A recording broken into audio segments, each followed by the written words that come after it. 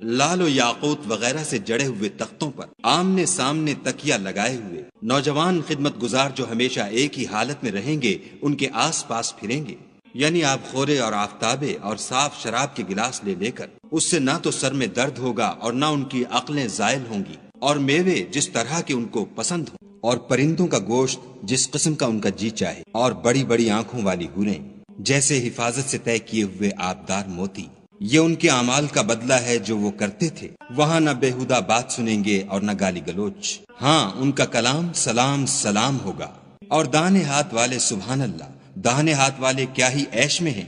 یعنی بے خار کی بیریوں اور تہ بتہ کیلوں اور لمبے لمبے سایوں اور پانی کے جھرنوں اور میوہائے کثیرہ کے باغوں میں